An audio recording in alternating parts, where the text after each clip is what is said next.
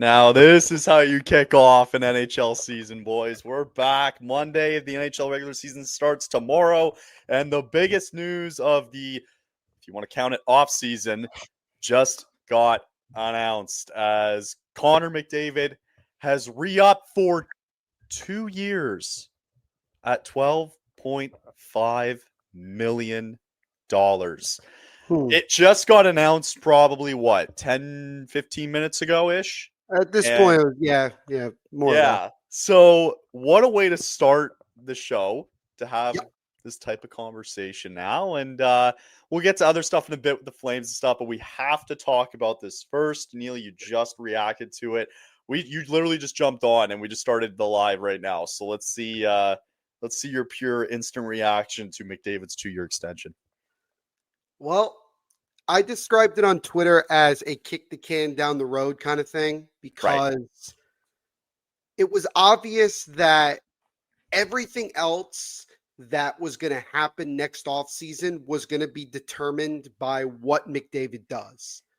And so now that he's locked up, so to speak, for at least another 2 seasons after this year, that will kind of maybe start a little bit more of a kind of like a trend for a lot of other teams moving forward. But clearly, to me, what I see from this is the clock is again ticking for the Edmonton Oilers and also Connor McDavid. If it didn't start ticking beforehand, it's friggin' on now. It kind of feels almost like a warning kind of signing from McDavid. It's such a warning shot. Like, all right, let's have everybody chill out for a little bit longer about, like, okay, I'm going to be here for the next 3 seasons, but this is it. Like, we got to figure it out. And so now with, the Oiler brass and McDavid, it's go time. I mean, your window with McDavid and trying to win a cup is now extended 2 years, and it's 3 years now. And so, and the thing about it is that when I saw that it was originally going to be a short-term deal, I thought short in my brain was like 4 years. Like my original prediction was like 4 years, $16 million per year. That's how I looked at it. That's what I thought. Right. But when we started getting, as the minutes were going by, I was like, oh, it's going to be less than Kirill Kaprizov's deal. Okay, fine. Oh, it's going to be less than $15 million. Okay. Oh, it's going to be 2 years. Oh, and then this drops. And so you look at this and you say, it's kind of a steal in the short term, because $12.5 million for McDavid is nothing. Yeah. But at the end of the day, the clock is ticking now. Now if this doesn't get people to get up off their you-know-whats and figure this out and get themselves going. Yes. This is the sign. And this is a sign to every other team in the league too, that, hey, just saying, if the Oilers don't get it done in the next 3 seasons, this man, who will be 31, by the way, by the time this contract, just going to bring that up. Yeah. The best player in the world might be available. And he definitely takes the long-term max 8-year deal, whether it's in Edmonton or not. For sure. Clock's on, man. Like, I even think, like, this year is more important than the other 2 years, because you just look at the way that it's structured right now, right? Mm-hmm. And depending on what Florida does this year, like, you don't have Barkov, you don't have Tkachuk for half of the year. Whether they get them back or not might be a different story. What I think is going to be very interesting about how this is going to take place, and one thing that people have seen all across Twitter, there's one thing that really haven't brought up that it's going to impact the next 3 years, and it's the playoff salary cap. So you can certainly adjust and add to a certain extent, but there's no more that LTIR crap. Right. So now with this structured salary cap, it might make it a bit more difficult for the Oilers to go out there and acquire somebody at the deadline, depending on the cap space and what that looks like. By the way, they just signed Jake Wallman to a 7x7 deal. Sure, right. They dropped that like we got the news about, oh, McDavid's going to sign today. And then Right. out of nowhere, it was, by the way, we're giving Jake Wallman a 7x7, which, That can't go unnoticed either now, because now yeah. all of a sudden, like, it's funny. It's it's funny. It's a team friendly deal, absolutely. Mm-hmm. With Draisaitl making, I think he's making 14, Bouchard 14. making 10, right? Wallman's now making 7. So I think what's really intriguing about this, it's funny because they almost got knocked out in the first round last year, and then LA pulled in LA. Right. So, like, there's nothing on the defense that really gives me much hope for these guys. And in goal, you're going to have to run it back again unless they, in the next 3 years, they acquire a goalie, which I imagine at some point they'll upgrade, right? Yep. Like, I think this year out of all years is you got to be all in here. Yes, it's an extension for 2 more years, and I think they will be in the conversation, obviously, for the next 3 years. But this Mm-hmm. year feels like this is it, because everything like around, like, with Florida getting injured, and now you have like Vegas getting a little bit better, and it seems like the power shift has gone over to the Western Conference a little bit with teams Sure. like Vegas, like a Dallas, like a Colorado, like a Winnipeg. And if the Oilers can get through that, I can easily sit here and say that they're better than a Toronto, they're better than a Carolina, and basically every Eastern Conference team. Right. So Yeah. it's the road to get through the West, and if they find a way to get to the final, then I don't see why they can't win it all. So Right. it's fascinating. It's going to be really interesting to watch, because now, like, you got these 3 years, and then he could be gone. Yeah. If he wins. If he wins, he re-ups easily. For sure. And I think that, when I look at, I'm looking at Puckpedia and looking at the contracts that Edmonton has. Well, let's I break it up. mean, Yeah. here's the thing, right? You have Leon Draisaitl, who's the highest paid player on the team, making 14 million long term. Then you have McDavid at 12 and a half for this year and the following 2 years. And then there's a massive dip. This is just from the forwards. The next highest paid player, which Kyle will show on the screen, is Zach Hyman, who's going to be on LTIR to start the year because we don't know when he honestly will be back. So you're paying Right. a bunch of guys basically chump change beyond your top 2 players. And then when you go to the defense, I mean, you're paying Evan Bouchard north of 10. You're paying Darnell Nurse just Nurse. under 10. And then again, massive drop, but you're going to sign Jake Wallman. Now he's going to get 7. So your top 3 defensemen are making $7+ million long term. And And Ekholm is making 6 this year. and Ekholm is making 6, right? The only guys that are barely getting paid are the goaltending right now, with Stuart Right. Skinner making just over 2 and Calvin Pickard making 1 million on the dot. Both of them, by the way, Kyle, are both unrestricted free agents at season's end.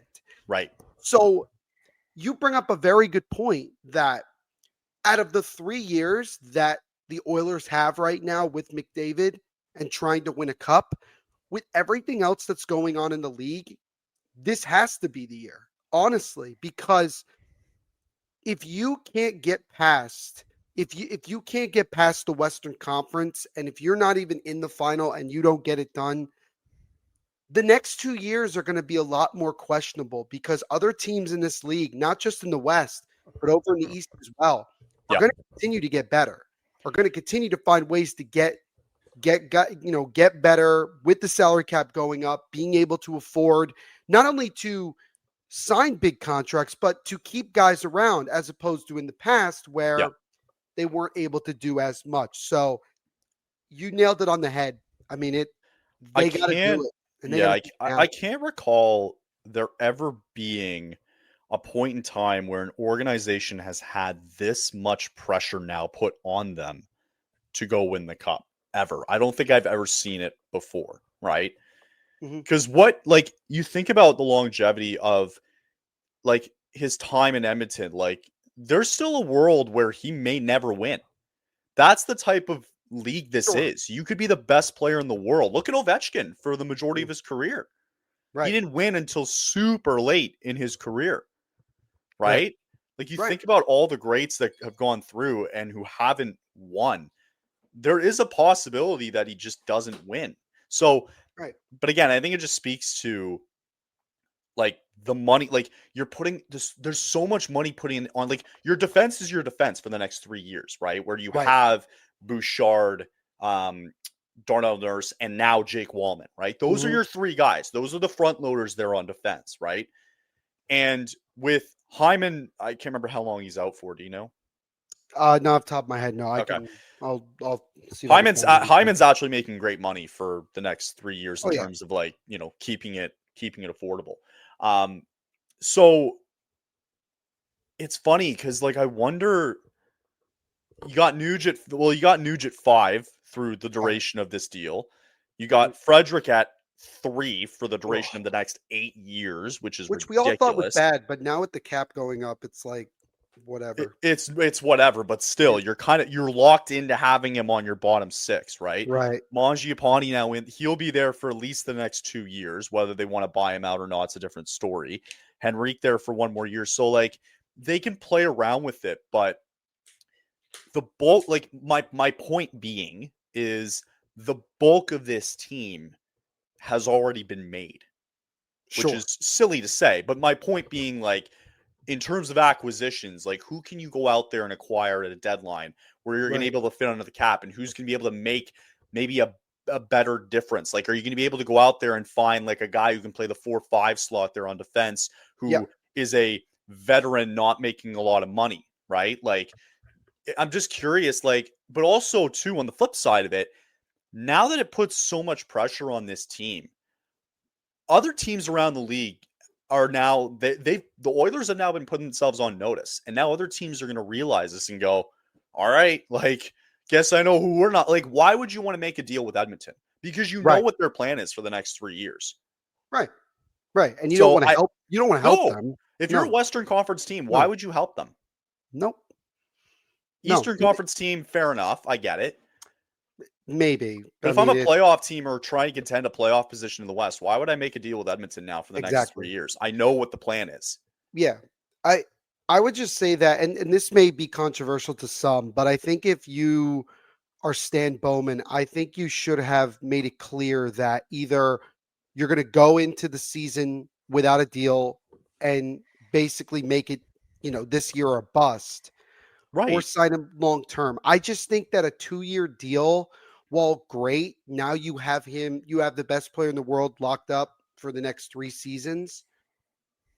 As we just saw with their salary cap situation, even with the cap going up, moving forward, I just feel like the Oilers, if they don't get it done in those 3 years, they're just going to be in a worse position financially and player wise than where they are even now. Like, the reason that I would argue that you could have just gone into the year with McDavid on that expiring deal and just go with it is because then you would have every excuse in the book to throw all of your eggs into one basket this year, be as Right. aggressive as possible.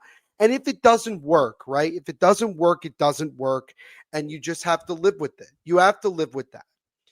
But at least from a team building perspective, Kyle, you still would have Leon Draisaitl long term and several other guys. And you would save roughly 15 to $20 million in cap space per year. I get it. He's the best player in the world. Right. But at some point, when you have a core of guys and you're not getting it done, at some point you have to maybe make the hard decisions to say, you know what, we got to try something else. And look at some of the teams that we've seen do this, right? Look at Toronto now. They're entering into semi kind of a new world, right? They've broken up the core to an extent with Mitch Don't for Marner. Well, Ashley, that's amazing that you Yeah. mentioned that. Yeah. Matthews is now under the same contract as, in terms of term, with McDavid. As McDavid, right? Both of those guys, there's a possibility that both of those guys hit free agency. I don't think it's out of the realm that I don't think so. if Matthews doesn't get it done here in the next 3 years, if McDavid doesn't get it done in the next Oh three yeah, years, all of a sudden both of those guys end up on right. free agency. I think Matthews has 3 years left now on his 4-year deal, doesn't he? Yep. He has 3 years left going into Bro, this year. Yep. And that's the thing, right? And a deal like that, and in a situation that a lot of these teams are, they're looking at what McDavid just did, and a lot of GMs are sweating. A lot of GMs are sweating. And you think about some of the teams that have been able to lock down guys long term. Yeah. I mean, if you're Minnesota, right? If you're Minnesota, you have to take somewhat of a sigh of relief that you got the Kirill Kaprizov deal done before this McDavid thing happened. And the only reason I say that is because I think it would have created a little bit of concern on Minnesota's end, because if Kirill can see, oh, he could still make bank for only 2 years and then go be a free agent again, especially if he orchestrated it the same way. Can you imagine if Kirill had signed a 2-year extension and then all of a sudden we're looking at the potential of McDavid, Matthews, Kaprizov, 3 of the best players in the league, all free agents in 2028? Like, that's what I'm saying, right? Like that to me is Right. the whole thing for the Oilers is, I don't know if they pushed for a long-term deal. I assume they did. Oh, But that was definitely. Oh, it was 100%, how much control? I think, 1000%. It was talked about. yeah, and I think McDavid had more control over this than people realize, because McDavid He's got knows where them he's at. by the balls. Right, exactly. And so McDavid, well, yeah, that post he posted on Twitter, which is weird. I didn't even realize he had a Twitter till today, apparently. He was like, "Oh, I'm back in Edmonton, everything." It's like, yeah, but again, you're signed for You're 3 years, not bud. like you are, but I you're guess you're not. not. If you had signed for 7 or 8 years, okay, great. You could post this lovely thing and basically say that you're contractually here Committed. for the long term, Yeah, but you're not. he's And not. that's where the pressure. Now, all of a sudden, in that locker room, that whole team says, well, we have essentially 3 seasons to figure this out, but 3 seasons is going to go by like that. And if you're not Like careful, this could be a disaster very quickly. there's a couple of instances where you look back, right? And you look at the best players in the league and you look at their times when they went on cup runs of their own, right? Mhm. So I'll use Crosby as an example I here. was just going to think, why don't we Right. use Crosby Let's as use the best Crosby as an example? example here. So Yeah, back 08, 09, it was the back-to-back cup finals. Not like he ended up winning one, but it was back-to-back cup finals, sure, right? sure. The next time he made the Stanley Cup final was what? 2015, 2016. 2016, Mm-hmm. right? 7 years later. 10 years later. So things can I'm not disputing the fact that obviously him and Draisaitl have the ability to carry this team through the playoffs. They've done it before. Yep. But as we've seen so many times in the NHL, things happen, man. Like, you've Yeah. already been there back to back. It's tough to get there, right? Like, that's why I bring up with LA, like as bad as they were 4 games in a row in the first round, they almost took out Edmonton in the first round of the playoffs, right? Yep. Like, was like Dallas not really playing as well against Edmonton back-to-back conference finals. Like, what happens if Colorado comes in play? Does McKinnon all of a sudden take over? Like, does the Avalanche get better? Like, he's still in the prime of his era and he's looking to deny that. So the Right. Stars are, at a point too where they might still try to load up and deny him that too. So, like, ultimately, like, you see a lot of the greats in the league, you only get so many shots, man, because there's Right. no guarantee you get there every single year. I'm going to make the assumption that they probably get there one more time. I can't. If I were to bet my life on it, I think that he probably gets the job done here in the next 3 years. I don't feel that same way You personally. really? Okay. I don't, because I think the Western Conference is only going to get better. And again, Kyle, I keep repeating it. I know I sound like a broken record, but it is really true. Sure. With the salary cap going up, it's going to open up the door for so many teams to make moves that maybe a couple years ago they wouldn't have felt as comfortable making, Right. in terms of making their team better, Right. in terms of improving things, right? But also, and sorry, go ahead. Yeah. Yeah. And so I think that teams are only going to be more motivated to want to obviously beat the Oilers because of this situation. And the other thing is this, Kyle, you just brought up a very good point. How much better can the Oilers honestly get from a roster standpoint when you have so much money invested in about 4 or 5 guys. Yeah. That's the thing. The Yep. thing about it is that, and again, are Western Conference teams going to want to play ball with Edmonton in trade negotiations? No, they're going to make it difficult. They're going to make it difficult. And then with the salary cap situation, when it comes to the playoffs, another issue. And again, as we've said before, it is so hard to even get to one final, let alone two. They've done it 2 years in a row, and they didn't get it done either time. They've gotten oh so close, but haven't gotten there. Yep. And physically, how demanding that is. Because look at least with Florida, they won back-to-back cups. Now they have the injury problem, but they have the 2 cups. What if one of them, I'm not wishing this at all, but what if somebody important on the Oilers gets hurt and they just struggle? It's a factor. It's a factor. These guys have played deep into June the last 2 years and haven't come out with anything. How much does fatigue play into an account? How much does the physical toll? And again, here's another factor, Kyle. We have the Olympics as well. And a lot of those guys, a lot of those main guys on Edmonton are going to play in the Olympics. McDavid for sure, Draisaitl for sure. Yep. I would say probably Evan Bouchard. I'd say probably maybe Darnell Nurse potentially. Those are guys that are going to be there, and you don't want to have like a John Tavares situation back in 2014 where he gets hurt on an innocent play and he's done for the year, and that killed the Islander season like that. It was over by that point. And so those are all the factors to me that make it hard for me to believe as much as maybe other people would, because while McDavid can win you a lot of games on his own because he is that way, this is a team sport at the end of the day, and other guys have to step up. And I am just and the goaltending problem is still there. I like, we can't ignore the fact that has been a problem.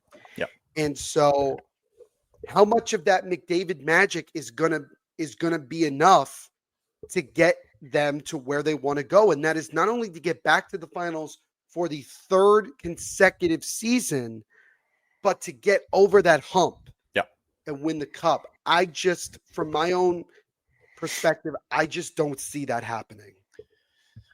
I think, I mean, again, it's this year, right? Because I mean, hey, there's still a world in Florida in which Barkov is just ready for the playoffs. And if they get there, right? And who knows, like that's what I'm saying. Also, like when you like, I think you bring up a good point too. Last thing, and then we'll get to the Flames. It's funny how Florida came out of nowhere, right? After the Tkachuk deal, right? And they just hit their stride. Right. There's going to be a point where someone else is going to hit their stride at some point along the way here, right? Sure. So, but everybody in the team, by the way, Florida's been to 3 consecutive finals in a row. Right. Every team, though, to wrap this up, now has their eyes on Edmonton because it's now an open playbook, right? Yeah. They've now exposed, this is our window for the next 3 years. Yeah. So it's going to be really interesting to watch, man. One of those teams trying to beat the Oilers in this Western Conference is the Calgary Flames, which is why we do this show. So we're going to get final roster announcements today. The deadline is at 1 p.m. Eastern for the final roster cuts here. Or sorry. 5 p.m. Eastern. Thank you. Yep. You got it. But again, and just want to clarify one thing. Just because the rosters are due by 5 p.m. does not mean that the team will announce it right away. They may wait an hour, the next hour. I mean, it all depends. And some teams, it's going to be interesting to see who makes what the final roster cuts are and everything like that, including Calgary, who certainly had some interesting moves over the last couple of days. Yeah, so one of them being Solovyov, who all of a sudden gets claimed by the Colorado Avalanche. So let's get into like a couple of the questionable, I don't know, like I guess my first question is like, did they make the right move waiving Solovyov and then he gets claimed by Colorado? Did they Conroy make the right move? Yeah, it reminds me so much of It reminds me similarly to when numerous years back, the New Jersey Devils put Scott Wedgwood on waivers, and he ended up getting picked up by Arizona and played in Dallas as well, and became actually a very, very reliable backup goaltender. And a lot of people in New Jersey were like, "Oh, was it the right move to let him go and expose him that way?" And I'm not saying the same thing's going to happen here with Solovyov, but I was very surprised, Kyle, when Sure. they announced that he was on waivers. I think it's annoying just because, like, you're keeping guys like Jake Bean and Miramanoff who like aren't part of the future, and I would be okay with them going. I just don't Mhm. understand for a guy who was a seventh rounder who you really developed. And like, listen, like, I don't like the fact that a lot of the Flames fans like, I understand being upset, Yeah. but this isn't somebody who's going to be like, who's going to break the bank Yeah. necessarily. And he's kind of shown that, right? Like, Mhm. if anything, like maybe he becomes top four somewhere. Right. And that's stretching it pretty far, right? Right. If he can become a reliable fifth, sixth liner, okay, fair, but like you can kind of place those around fairly. Like you can go around and look at free agency and go pick up guys who you think can play that 5-6 within the system that you're trying to play. Right. So like it's not a major loss. I'm just more frustrated at the fact that it's like, why are you keeping guys like Miramanoff and Bean over somebody like him who could use more NHL minutes? I just don't Right. understand it. But for him, like Colorado's been decimated a little bit on the like they're not as deep defensively outside of the obvious names at top. Like they're more looking for that depth. So it's a Mhm. good pickup for Colorado. I just can't. I kind of scratch my head a little bit as to why him and not a Bean or a Miramanoff. It, we obviously don't know what goes on behind closed doors. Maybe they wanted to keep more experience, I guess, maybe on the back end. I'm not really sure. It was certainly a head scratching move, one that I don't know if I would personally do myself, but Sure. you're gonna have to live with it now. I mean, obviously, I think the Flames were hoping that he would pass through waivers and he would go down to go down to the AHL, but just didn't happen. So, you know, that's just what it's going to be, and all we could do is just have faith that maybe the Flames know more than we do.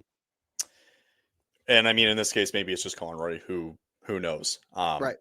But there is some good that is going to come out of this. So, reading a lot of the reports here, one of the guys that I happen to like as well too, Wes Gilbertson. So, Huberdeau's still day to day, still getting Pospisil actually wasn't on the ice today either for the Flames morning skate.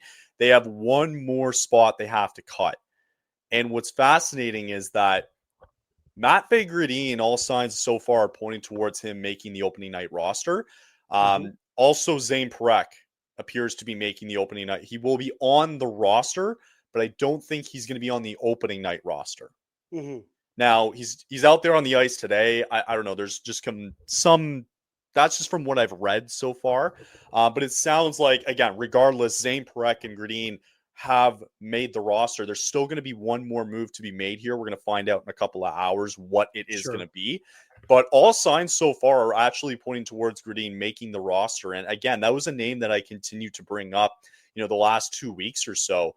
Um, I think he's just been so impressive because he's dynamic and he's just bringing that kind of scoring presence, quote unquote, to this team that they've so desperately needed.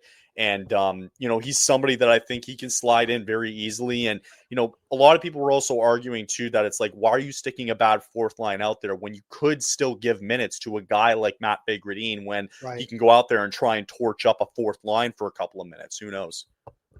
Yeah, I think Gradina has certainly made the case, a very strong case to make this roster, and quite frankly, I think he's earned it. And Gradina is the kind of guy that is embodying exactly what Ryan Huska and Craig Conroy have been talking about. There are openings on this roster, and we want to see competition. And Gradin took that in stride and really made an impact throughout this entire preseason. And I think that I want to see him on the roster because I think he's earned it. Um, as far as it goes for Zane Parekh, I mean it's interesting because watching him through this preseason, you get so excited about the possibilities that he can bring on that blue line and what he can create, especially on the power play. And you wonder if the Flames are thinking more that they don't want to rush the kid into it. I mean, again, we do have another rookie that's making a strong case of his own in Gridin, but with Zane Perek, I wonder if they value him so much that they don't want to throw him into the Wolves right away. But I Right. think that at times the only way you're gonna really, really get a guy to take that step that you want to see from a young player is by giving him that opportunity. So we'll see. I think the Flames have certainly had some guys that have made it very interesting in terms of what they decide to do, and we'll certainly keep our eyes on everything over the next couple of hours to see what the final decisions are made. Now, one last thing I want to bring up before we quickly go to break here is, and it needs to be, we need to have a discussion about this. Mhm. Cooley beats out Provostev so far for the backup role in Calgary. And mainly it's because we didn't even really get a chance to talk about what happened last week when the Canucks rolled into town and just steamrolled both Yeah. goaltenders and ran them out of town, basically. The guys up front didn't really do a whole lot either, but like I'm kind of overseeing a little bit because it's preseason. But what worries me is that Canucks roster that they brought out, a majority of their goals and points were scored by guys who are on the everyday rosters. So Right. like I'm curious, like for you, as Provostev now gets sent down to the Wranglers and Cooley will be, it looks like he's going to be the second stringer because they didn't really make any other moves for the waiver wire. Mhm. What are your thoughts that Devin Cooley beat out? I mean, it's kind of shocking, honestly, that he did beat him out here. I mean, it was an open competition. I would have just assumed when they signed Provostev that he was probably going to be the guy to make the team, but it Mhm. was Cooley, despite both guys having a bad night last week. This is kind of how the way I look at it. I think based off this decision, I think that Conroy and Huska, even before the preseason began, I think were favoring Cooley because of just him being around longer than Provostev has. Mm-hmm. And then obviously Provostev made things less clear by how well he played in the preseason. And it was almost like they were waiting for Provostev to have a shaky enough game to justify not making him the backup.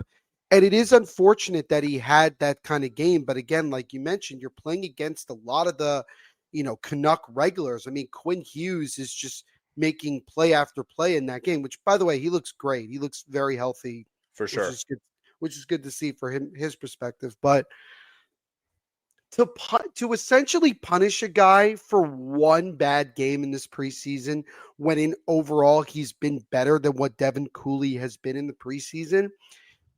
That's why I think the way that I think, because it means to me that they had an agenda. They already had it in their minds what they wanted to see. I don't agree with it, but that to me is the only logical way I can see them sending Provostev down after only one bad game against the regulars. And that might be the thing, right? They might look at it like, well, if he's struggling that much against the regulars, which again, think about the guys that were playing in front of Provostev in this game. Yeah. I think maybe the management was like, we'd rather go with Cooley and at least for now and go from there. I don't know. That's the best reason that I can give as to why this happened. Because other than that, I don't see a world where Provostev didn't earn the backup job this preseason. And I think it's something to watch because again, like they are not going to get as many starts clearly as Dustin Wolf will, right? Like Right. obviously he is going to be the guy going forward here. With about 60 to 55 to 60 games, right? But it's just those 20 games when those backups are coming in, you're just kind of like, all right, like you almost have to pick your battles a little bit with some of the teams who are at the You bottom have of the to pick and barrel a little choose. bit. You Yeah. do have to kind of pick and choose. And that's the scary thing is like, well, who do you kind of pick and choose your battles with almost. So Yeah. it's yeah, I'm a little worried as to what it could look like, but yeah, it's just something that you can't really control either, Right. right? At least we Wow. feel confident in the starter. We At got least there's that. that. Yeah, there's that, But right? then if he gets injured, we're At least really we screwed. right. At least we know 100% who our number one guy is. Like that, Oh God, if he we- gets injured, we're so oh screwed. yeah. Well, let's not speak that into existence, which you Yes. already did. But All right, we'll get to a break, and then afterwards, Neil, we're gonna give our season predictions, standings predictions. I'm so ready for it. You ready? Okay, Yeah, let's let's do it. do it. All right, football is back, and so is your shot at big wins with DraftKings Pick 6, the official daily fantasy partner of the NFL. Your game day instincts can score you real money fast. Here's the play. Just pick more or less on 2 or more player stats from breakout rookies to elite quarterbacks and unlock the upside every snap brings. The better your calls, the bigger your payout. If you picked the Seattle defense yesterday, I feel sorry for you. And here's the kickoff bonus. New DraftKings customers get $50 in bonus picks with just a $5 entry on your first pick set. This season, play your player instincts. Download the DraftKings Pick 6 app now and use code THPN. That's code THPN and play just $5 to get $50 in Pick 6 bonus picks. You can make the right call, ride the upside. It's in partnership with DraftKings Pick 6. The crown is yours. If you got a gambling problem, call 1-800-GAMBLER. Help is available for problem gambling. Call 888-789-7777 or visit ccpg.org in Connecticut. Must be 18 plus. Age and eligibility restrictions vary by jurisdiction. Pick 6 not available everywhere, including New York and Ontario. Voided where prohibited. 1 per new customer. Bonus awarded as non-withdrawable Pick 6 bonus picks that expire in 14 days. Limited time offer. See terms at pick6.draftkings.com/promos. Okay. It's that time of year again, man. I'm so glad because I'm so done with football, Kyle. I glad am that we too. talk about Well, you know, I out. mentioned Seattle. I was like, wow, they played well yesterday, and then I turned it on, and then Darnold decides to throw a pick at 2nd and 1 on their own 40, which was fantastic. Yeah. So whatever. I still whatever they're gonna. I still dead to me. I don't care. It's okay. I just don't care. Okay. So what I'm about to show, and for those of you that can't see, is going to be it was just somebody's prediction. Right. It's more or less just for the graphic, just to help us with the Just standings graphic, wise. But a general consensus or a prediction from one of the guys that decided to make one of these predictions for the standings for each division, which is also what we're going to be doing. So again, it's more for just visual purposes. I know exactly whose prediction. I know exactly who this is. This is Jay Fresh, isn't it? I think it was. Yeah. This is Jay. I could tell. Yeah. So this was anyway, again, this is just for visual purposes here. These are just one of the many predictions in the league, around the league, as obviously fans are making all their predictions, just like how we're about to do the same. So, Neil, I'll let you pick first. Where do you want to start with the divisions? Where do you want to start? Let's save the Pacific for last. Let's do that. So we'll go right to left just because we're here and it just makes it easier. We'll start with the Eastern Conference, start with the Atlantic, and then go from right to left. So love it. Okay, perfect. So in the Atlantic, for a refresher, guys, the Leafs were the number 1 seed in the Atlantic last year, where it was Florida at 2, Tampa at 3, and then the Senators finished 4th. Canadians got in at 5 into the playoffs at number 5, and then it fell to the Detroit Red Wings, Boston Bruins, and then the Buffalo Sabres. Okay, I'll go first if you want. Sure. Okay, so I think it's going to be a really down year for both of these teams, but I have to pick one over the other here. I think the Sabres still finish at the bottom of the division. I don't think there's any signs. That's a crazy prediction on the screen. That's a crazy. Oh yeah, well, if you can't see it on the screen, Jay Fresh, this guy has it at 94 points. My God, that's the dumbest thing I've ever seen. He might. You know what? He might be a low key Sabre fan. He's just hoping for. He's hoping for this. I think so. So I'm going to have Sabres. It's 8 teams, right? 8 teams. Yeah, 8 teams. So I'm going to have the Sabres finishing last at number 8. I'm going to have Boston finishing right above them. The loss of Marchand, and clearly they're in a rebuilding phase. I just don't see them taking another leap. I've got the Red Wings right there with them too. So I got that as 8, 7, and 6. And top 5, Man, I just think the Lightning finished 5th, and I'll get into afterwards wildcard stuff. So I just think Montreal with the acquisition of Noah Dobson, I just think that they're going to be much more competitive in this division. I I've agree. got Tampa 5th. Mm. I got Florida. I got Ottawa 4th. Mm-hmm. I got Florida 3rd. Mm-hmm. I got Montreal 2nd, and I got the Leafs Mm. finishing in 1st place. So, Mm. and I say All that right. because Montreal, I Like it. think, is just, you're including Demidov. You've got Noah Dobson back there. Maybe the goaltending gets a little bit better this year for the Canadians. I think they're going to shock the world this year, and I think they're going to finish top 3. Yeah. I still think Florida makes the playoffs. Don't get me wrong. I just think Yeah. with the injuries, it's just going to be tough to go through it a little bit and navigate it a little bit. Mm-hmm. Ottawa didn't really make a lot of changes, and I think they're going to be fine. I'm still on the boat that Tampa's going to fall off at some point. I don't know why. I'm still there. 3 years Them in later, Washington. like 3 years later, I'm still on the boat that I think Tampa still falls off, but I'm sticking Right. with my gut here. With that being said, I have Florida as the one wild card team, which means I'll have one in the Metro. Your turn. All right. So I'll go from 8 to 1. So at number 8, I have Buffalo. That goaltending is atrocious. I just don't see Yep. a world where that somehow produces 94 points. I just don't. The only reason they don't finish in dead last is because of Thompson. That would be the only reason I could think of, right? Right. And Right. it's just, and also with what Alex Tuck is potentially asking for in a new deal with Buffalo. No, I just until proven otherwise, I can't move Buffalo any higher than 8th. So I'll put them at 8. I'll put Boston at 7 because I think that I just It's they just rebuilding. don't have enough that No. really tells me that it's a good team. No. So I'll put Boston at 7. I'll put Detroit at 6. And then that's where this gets interesting. I am going to I'm gonna stick with you. I'm gonna go with Tampa at 5 Interesting. Okay. because I don't know, they're old, and at some point They're old. this nonsense is gonna stop. If Vasilevsky doesn't have a strong year, it's gonna be a problem for Yes. them. So we'll have Tampa at 5, and then at 4, I'm gonna put Florida, and only because I have them as my my wild card team, and then I'm gonna go Montreal, Ottawa, Toronto. That's gonna be Really, really Ottawa like too, eh? I really like what Ottawa's doing. I really Interesting. do, and I think that they are. I think what you said about Montreal is how I feel about Ottawa.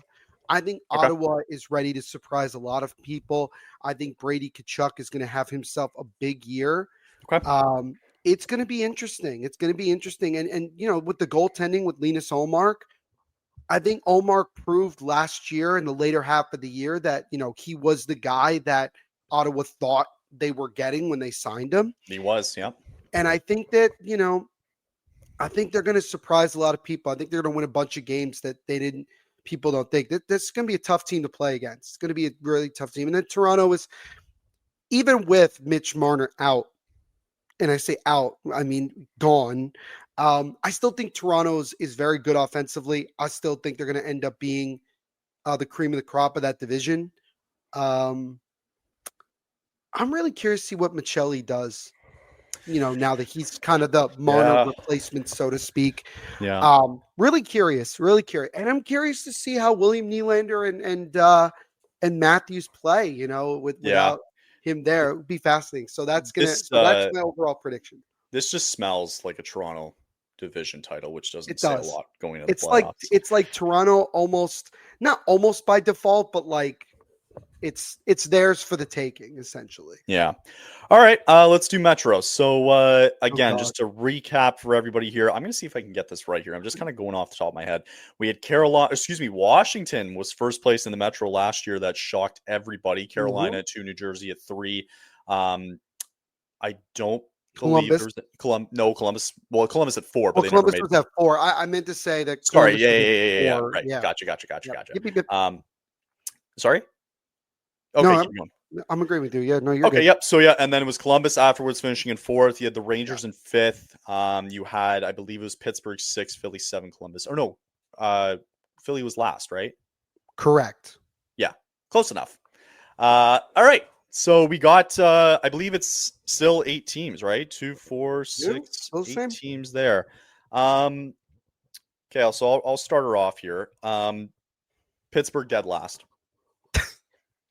Dead last in Nice. this division. Love it. Goaltending's Nice. in shambles, aging core. The defense Everybody is in everybody else in the shambles. Metro just I think is just better. And I I think agree. Pittsburgh's gonna have a I agree. pretty tough year this year. Yep. I think Philly's 7. Hmm. I think Philly's 7. You Hmm. can honestly flip flop that. I think with the Islanders, I don't see the Islanders really doing a whole lot here. Yeah. Um, This sucks. this sucks. Yeah, This sucks, dude.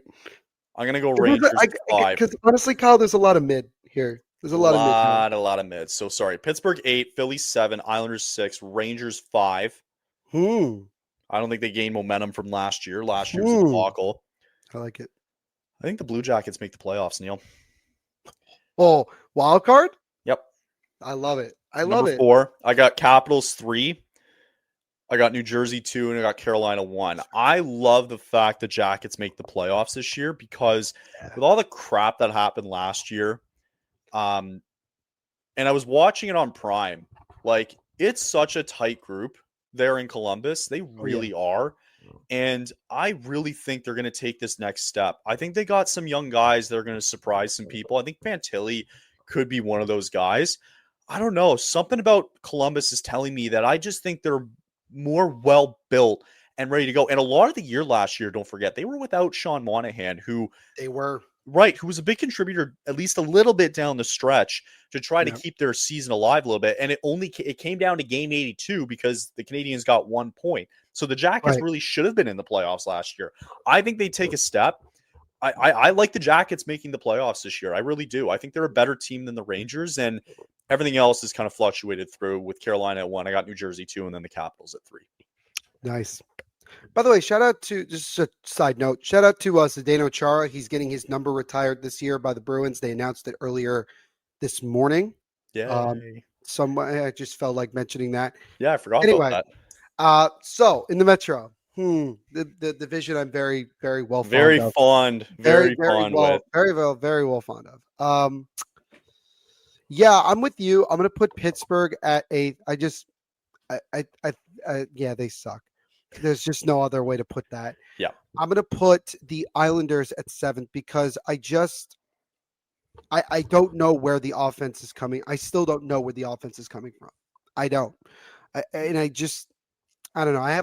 It's a team that's in a weird spot where they're trying to rebuild, but they're in a weird way where they're kind of not. It's when you're in that weird middle, it creates issues. I'm going to put Philly at 6th.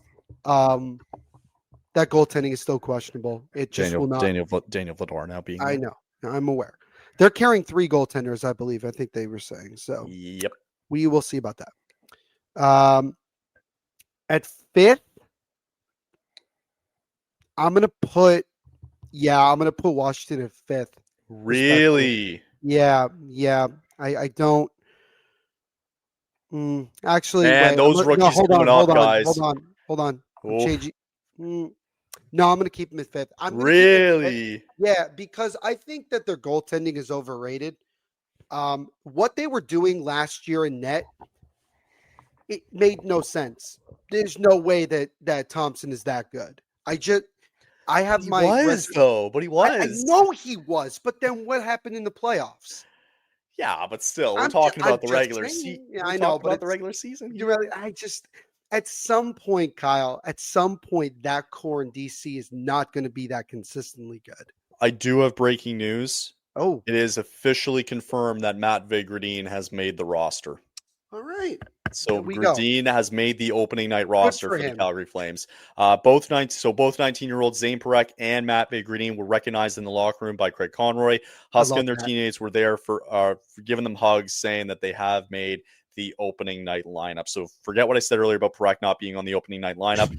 Gridin and Parekh have both made the opening night lineup for the Calgary Flames. So there you go. Fantastic. Congratulations to them. Keep going with your picks. Yeah. So again, Pittsburgh at 8, Islanders at 7, Flyers at 6. I'm blanking. Flyers at 6. I just went Washington at 5. I'll put the Rangers at 4. I think that they do get back into playoffs, and only because Shesterkin's going to win games on his own, because that's how the Rangers win. But I am curious with now you don't have Trouba, you don't have Kreider, like Panarin's on the last year of his deal. You know, where we're going to go with that. Third, I'm going to go with Columbus. I think that they actually get in. They're in the playoffs, but I think that they're going to find a way to get into that top 3. Interesting. I'm going to go New Jersey at 2, and we'll go Carolina at 1. All right, cool. 105 points for the Devils seems like a stretch, but that's based on. I know what that's based on, like health. It is. If they're healthy, yeah, I could see it. But if they're, I got it. 105 seems like a lot. It is a lot. All right, let's go to the Central here. So last year from the top to the ground, we had Winnipeg. Yeah, I believe in first place, and then we had that lovely matchup between Dallas and Colorado in the Western Conference quarterfinal. Should have been later in the playoffs. Should have been. Yep. It was Minnesota who finished in the top wild card there in 4th in the Central. You had St. Louis in 5th. And then from there on, it was Utah, Nashville, and Chicago. So this is going to play into a factor here with our decision here in the Pacific with the Flames. I'll just keep going again with this little flow that we got going. I'm going to go top down this time. Okay, we'll switch it up. All right. I think Dallas is 1. I think Dallas is going to finish first in this Central. Winnipeg losing Nikolai Ehlers, I think, plays into a bit of a factor here. I still think they finish probably 2nd in this division.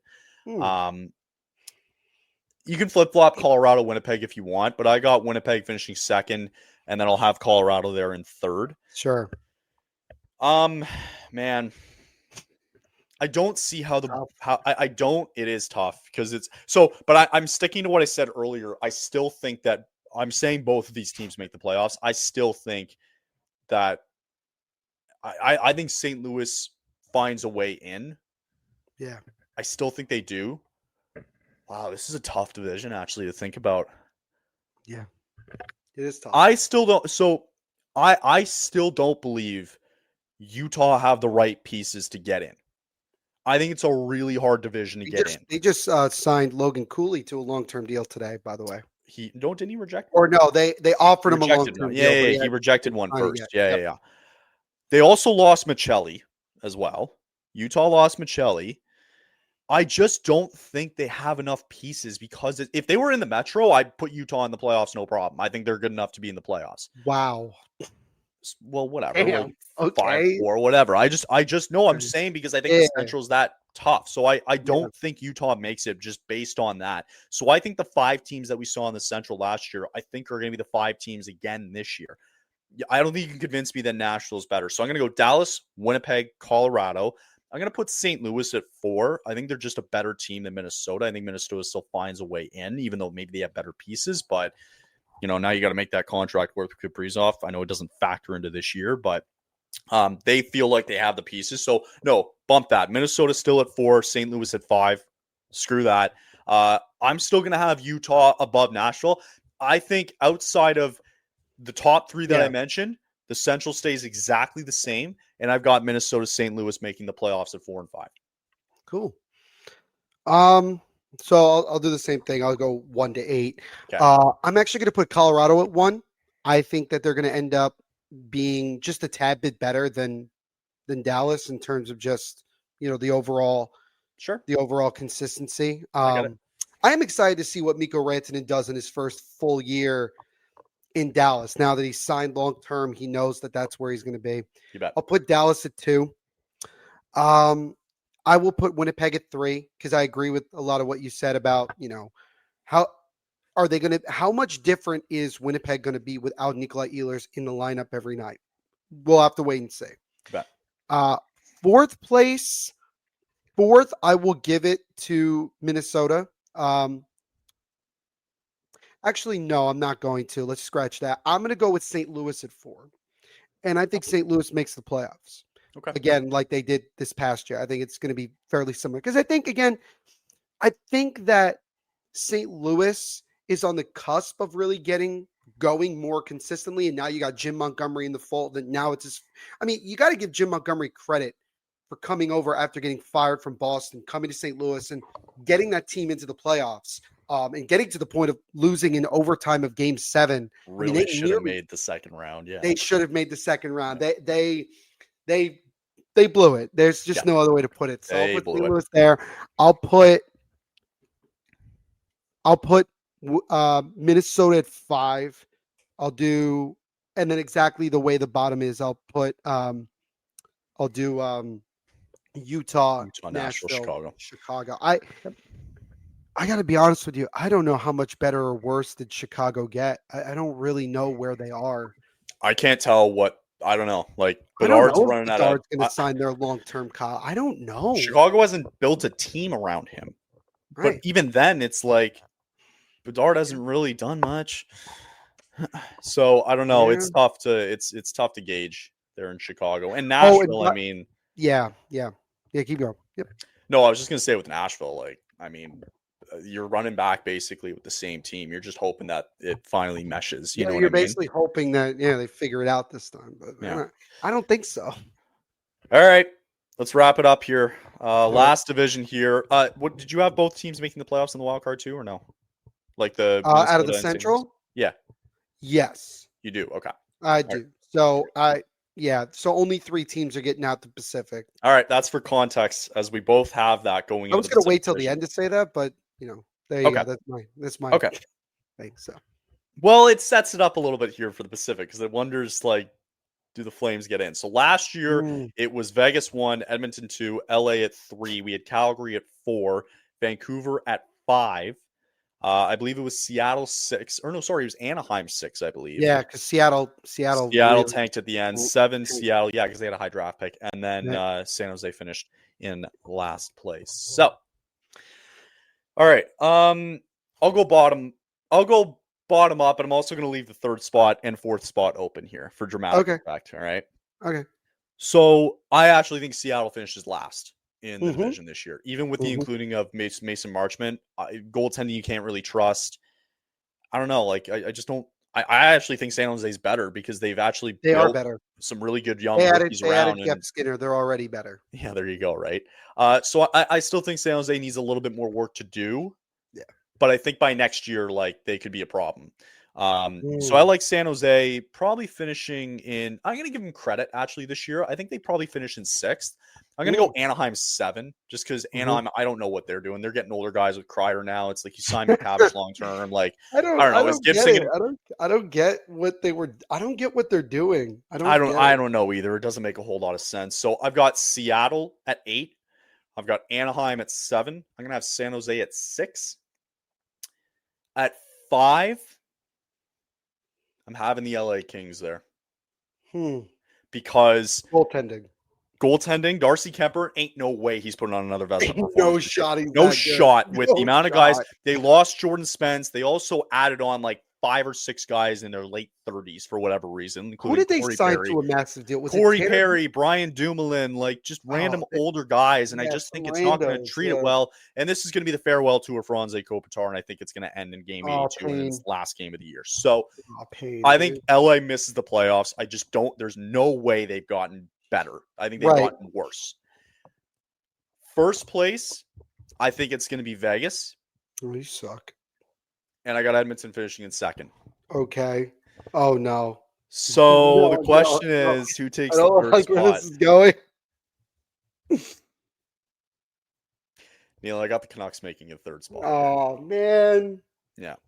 I do, because I think that if you just look at the entirety of the roster, Mm-hmm. I think at some point Anderson goes for the Flames. I just think that you're Yeah, gonna have to have that same type of performance. Like I think like actually where you see the Canucks here where they have 92 points, I think that's gotta be the benchmark here because that's it has to. Vancouver ended with like 88, 89, 90 points somewhere in that realm, and they didn't get in. I think that's going to be the benchmark for the Flames this year. You talk about like the 96 points they had last year, like they have to have 2 less losses, but that type of a performance that they had last year, right? Yeah, Um, mind you, like Vladar had some really good performances last year to keep them alive. And my worry is that with the backup goaltending here in Devin Cooley, it's like, well, you got to throw him in for 20 games. Is it going to really work out for them? I don't know. yeah, So I think I like Vancouver at 3 in full transparency. I think the Flames end up missing the playoffs. I think they're in that mushy middle again. I hate to say it, but I think that's exactly where they end up because they're good enough to make the playoffs, but they're also not good enough to not get in. I think they're right somewhere in that middle. sure. Um, and it to me though, it does not matter who gets in because the matchup in the first round is just going to be diabolical, and you're going to get ran over by Vegas or It's Edmonton gonna at the be 2 tough. spot. It's going to be tough, It's and gonna be tough. yeah, I'm so with I you. think those are the 2 kings of the I'm with you. Pacific. I don't have the Flames making the playoffs this year. Okay, cool. Take it away. So same thing. I'll go 8-1. In 8, I have Seattle. I agree with you. I think that like I just don't really see I don't see a direction. That's the problem. I don't see like exactly where they're trying to go. Right. So it's hard for me to like really picture them other than towards the bottom and that goaltending.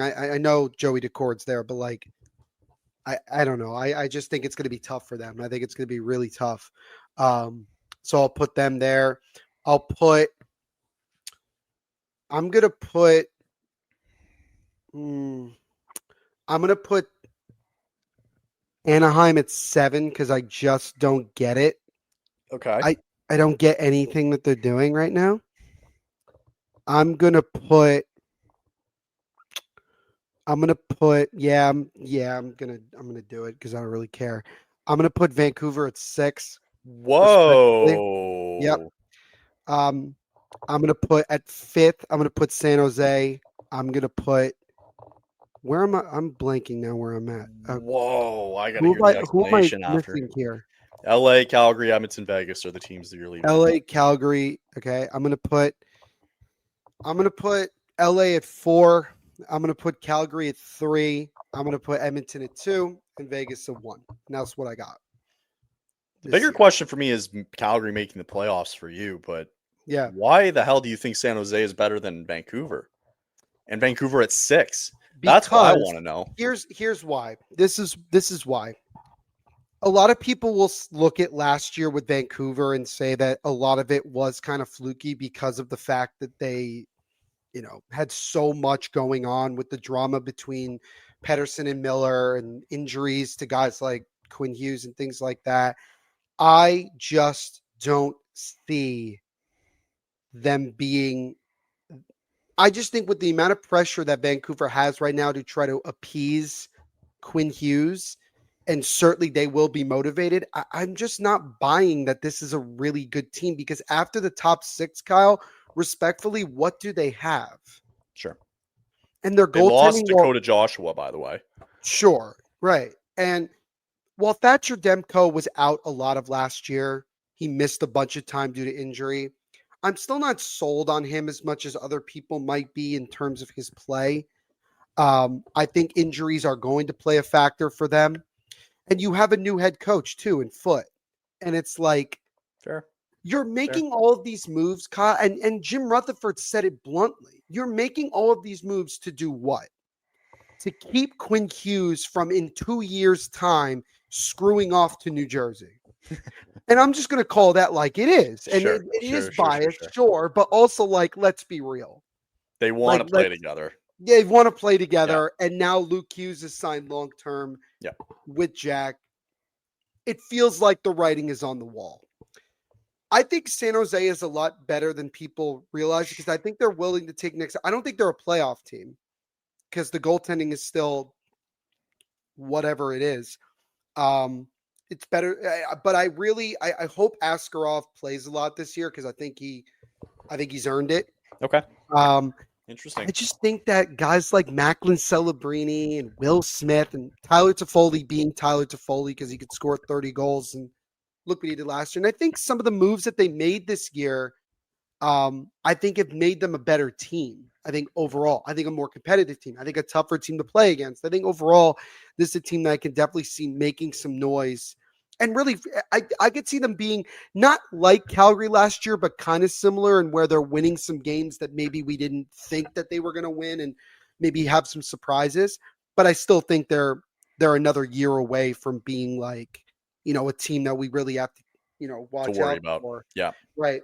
And then with I LA, could see this being a statement year for San Jose, saying like exactly. we're It's creeping, the like year we're where almost they're going to there. decide okay, this is who we are and this is what we're going to be moving forward. Yeah. And now we're going to go from there. And Warsawski, I'm still like not fully like on board with, but again, I think he, it's year 2, right? And now let's see what we got. Now the excuses are out the window. Now it's like we got to start seeing better results. So I think we're going to. So the last thing then is you have the Flames making the playoffs this year. Yeah. Why? Because of 2 reasons. One, Dustin Wolf. I really do believe that Dustin Wolf is going to steal games this year. I think he's poised to have a very strong season because now with him being locked up and him clearly, he showed last year how much of a number one he is. And how many times last year, Kyle, did we point and say Dustin Wolf was a huge reason we won the game? Almost every game. Almost every game, right? But then there's this thing. I would argue that I think the goal scoring is going to be better this year. And it's going to come from some of the guys that we looked at last year. I think that I really do.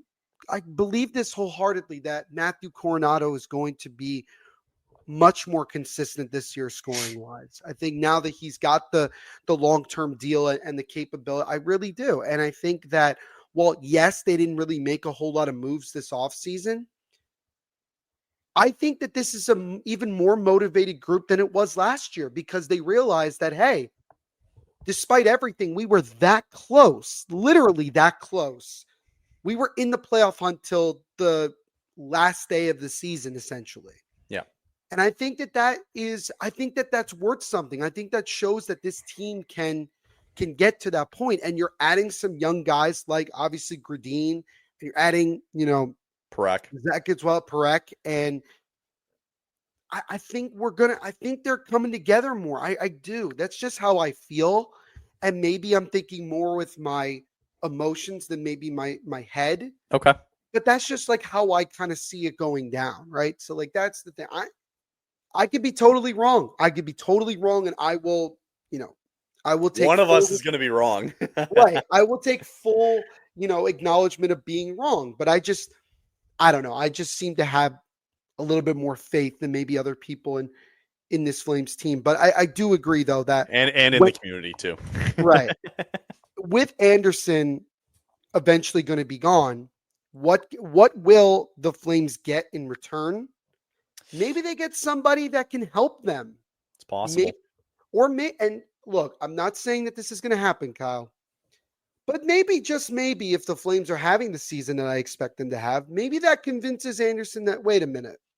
Let's stop. Parekh won't be happy.